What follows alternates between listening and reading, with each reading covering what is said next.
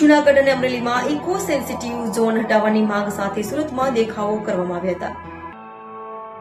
ગીર સોમનાથ, જૂનાગઢ અને અમરેલીના સુરતમાં વસતા ખેડૂત અગ્રણીઓ દ્વારા ઇકો સેન્સિટિવ ઝોન હટાવવાની માંગ સાથે સુરતમાં દેખાવ કરાયો હતો। વરોછા સ્થિત સરદાર પ્રતિમા નજીક પ્રતિકત ધરણા કરાયા હતા અને સરકાર ખેડૂત હિતમાં નિર્ણય નહીં લે તો ઉગ્ર આંદોલનની ચીમકી આપી હતી। ઇકો સેન્સિટિવ ઝોનના કારણે ખેડૂતોને નુકસાનની ભીતિ છે। સરકાર દ્વારા ગીર સોમનાથ, જૂનાગઢ અને અમરેલીના 196 ગામડાઓમાં ઇકો સેન્સિટિવ ઝોન જાહેર કરાયો છે, જેનો ગામડાના ખેડૂતો દ્વારા વિરોધ કરાઈ રહ્યો છે। ત્યારે સુરતમાં વસતા ગીર સોમનાથ, જૂનાગઢ અને અમરેલીના ખેડૂતો દ્વારા ઇકો સેન્સિટિવ ઝોન હટાવવાની માંગ કરાઈ છે, તો પોલીસ મંજૂરી વિના કાર્યક્રમનું આયોજન કરાતા પોલીસે ધરણા કરનારાઓની અટકાયત કરી।